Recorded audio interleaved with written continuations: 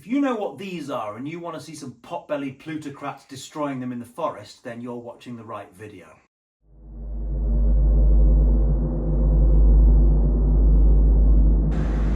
In this air raid shelter in southern Scotland, there are many treats for the appreciator of fine art. If you want to see my ones, then you'll have to subscribe to this channel. But let's have a look at what some of these other lads have brought.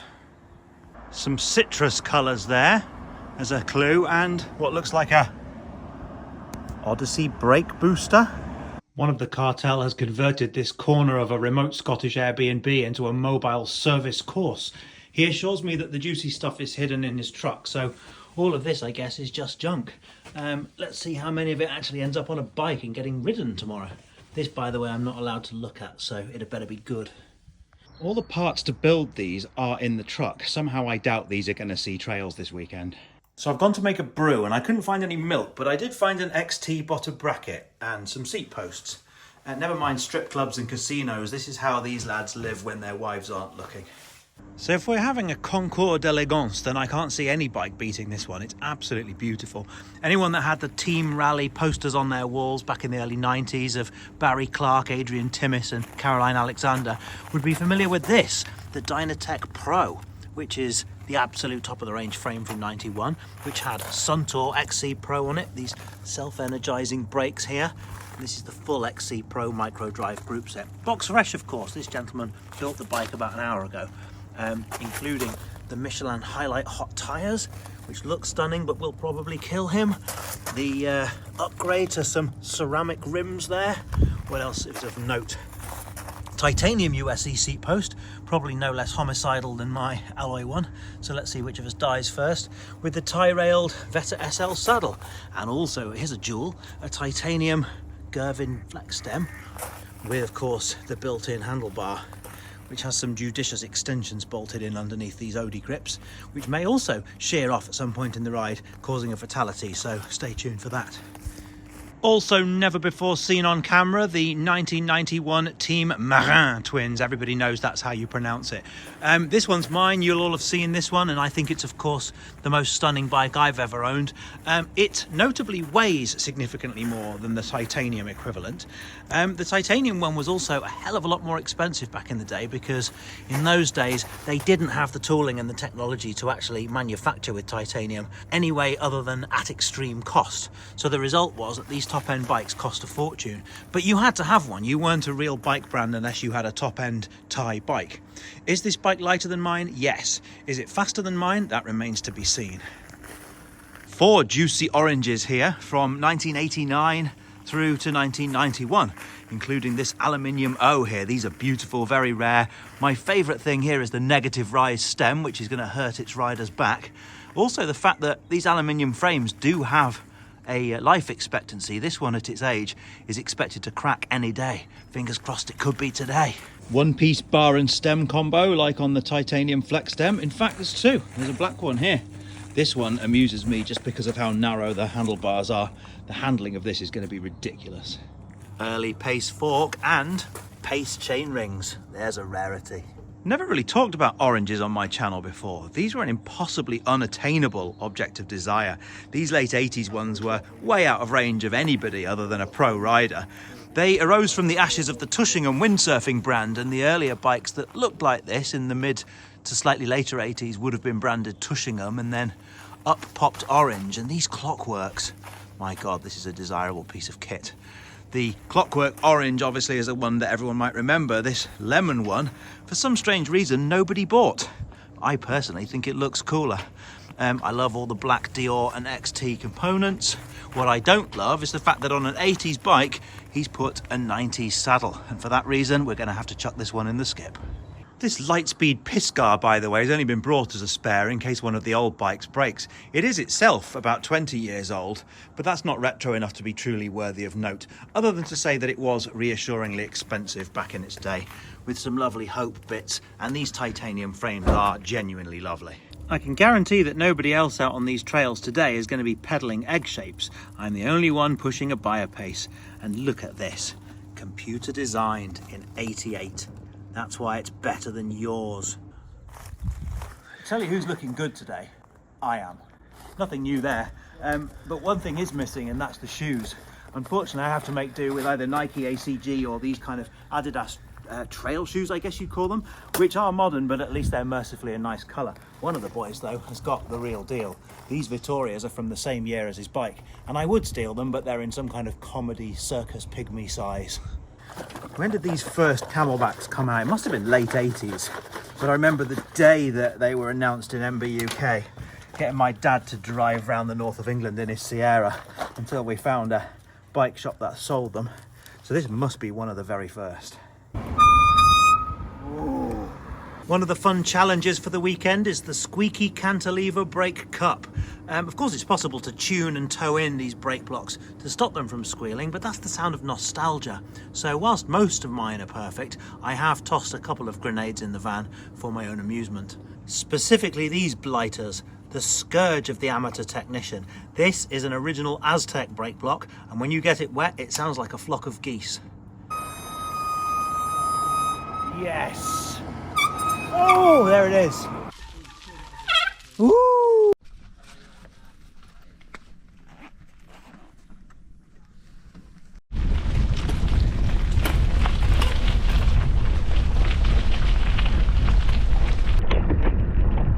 So how's it running 1 hour into its life? The shifting leaves something to be desired. And have the tyres attempted to kill you yet? They're pretty sketchy on the corners.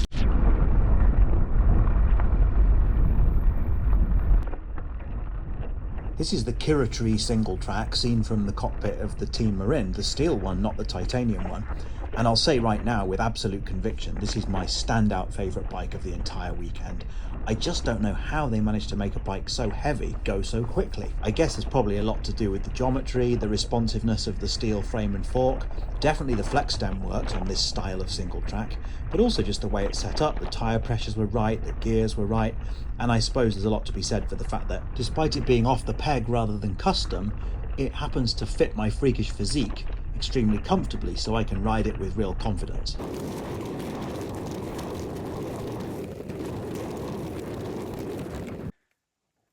This thing may weigh more than a steamroller, but it's so much faster than the bedsteads I used to ride back in the 90s. I just made it to the top of the hill, not even out of breath, and now it looks like it's time for cake. The AO hasn't cracked yet. It does look good covered in mud. Also, I have to criticise this cowardly poltroon for having at least 40 mil of exposed stem quill here. Very poor show. But he has compensated for it with a metre-long seat post, so at least he still looks like Miguel Indurain when he's riding the thing. The owner of this bike is notoriously a man of few words. I'll give you two. Would you say flawless, Gerald? Would you say built by a genius? This bike rules.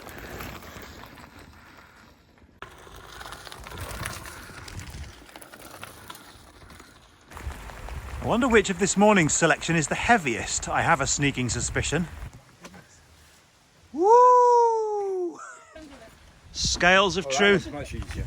That's going to be a couple of kilos lighter. Oh, that's tasty. Well, it is aluminium. Dancing around. Oh, those handlebars are so narrow. I know.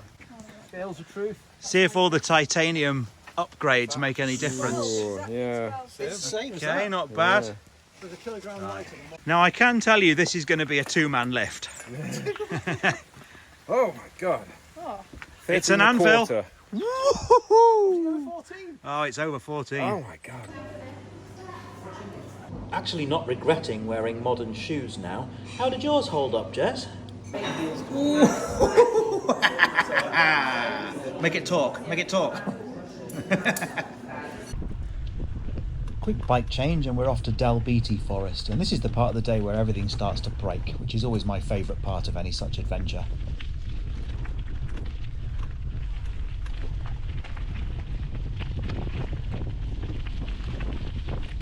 I know it's like one tyre moving in funny ways. It's got a sidewall there. Uh-oh, is it going to burst? Yeah. Uh-oh. Is it bulging? Not yet, but it will. I am. Disappointingly, Ben has spotted this bulge in his tyre before it bursts and causes an accident. Better luck next time, I suppose. A pleasingly dangerous amount of degradation there on this tyre sidewall. And of course, none of us has brought a tyre boot out into the forest, so we're going to use a Tesco club card. Let's see if this causes a terrible accident. How are you going to stick it in place? Twigs and bark? Bit of mud? I think I'm going to see it, do it in there as it is. We'll be able to see the test go through the hole if it works.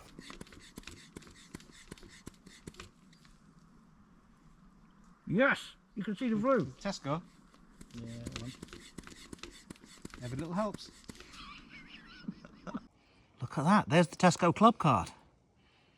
That's beautiful. This is what you get for using 32-year-old tyres. I gave him these in exchange for a bag of tropical muesli, so I'm the big winner here today. 10 minutes later and it's looking spicy. That's a very clear Tesco club card there. The white half is club card, the black half is inner tube. So sure as heck, catastrophe is imminent. Fingers crossed. Obviously riders like us don't need energy gels because we already have unlimited energy sources, but it was quite useful that one of us had one because that is going to be the tyre boot. I'm saying now with total confidence that that's not going to blow. That signpost there is the bailout point. He could very easily have gone to the left and headed straight back to the van, but no. Is that what Schwarzenegger did at the end of Predator? Did he say, oh, I've had enough, I'm leaving this jungle? He did not. He said, I'm staying here till one of us is dead and it ain't going to be me.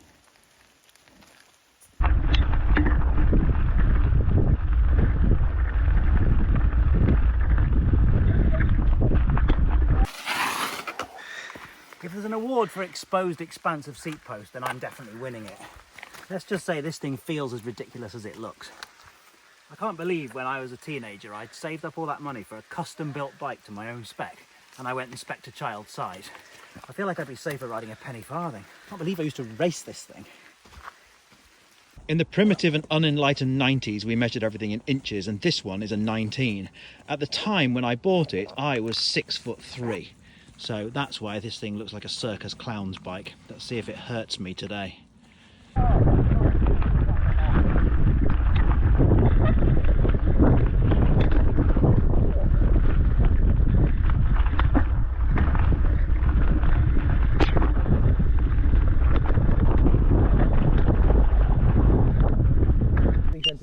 It won't fucking stop fucking filming.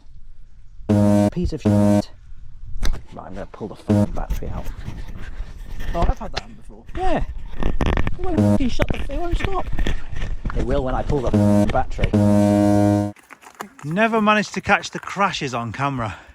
You're going to have to take my word for it. It was a good one. You know, it's weird. After a few Ks of forest trails, I've really fallen back in love with this bike, even though it looks and feels ridiculous. And obviously the alien geometry is no good for my health. It's weird how you kind of quickly get used to it, and I do remember how I was able to go really fast on it when I was a kid. Anyway, didn't crash it, it didn't kill me, and I love it again. Feels like there ought to be some sort of prize giving after such an auspicious weekend. Obviously my bikes went the fastest and I looked the best, but even I'm not so vulgar as to give myself the trophy. So let's look at some deserving winners. So for commitment to the dream, Dan gets a trophy for going to town on his orange collection. Not only the bikes, but the liveried helmet and race kit and water bottles. So absolutely deserving winner of the Pace RC35 trophy. Catastrophe of the weekend. I'm very disappointed to say that nobody met with any serious injury. I'm sorry about that. I know I always promise such things. In fact, I think the best we could do was Gerald's amusing talking shoe. So the owner of this bike gets the silver medal, which is the titanium Tanguay switchblade fork. And this gold trophy, the RockShox Mag 21, is of course for the bike of the weekend, which I think we unanimously agree is the Dyna-tech Pro. This is the bike we would have had as a poster on our bedroom wall as a kid, probably with Paul Hinton or Barry Clark riding it. It's box fresh, it's never been ridden before today at least, and I think it's agreed to be the one that we'd all want to take home. Look at these boys, they couldn't be happier. It's very hard to record a conclusion that does justice to these bikes. There were certainly a lot of bikes that didn't even see camera time on this occasion, and for that there's only one solution, and that's to pledge to do this more often.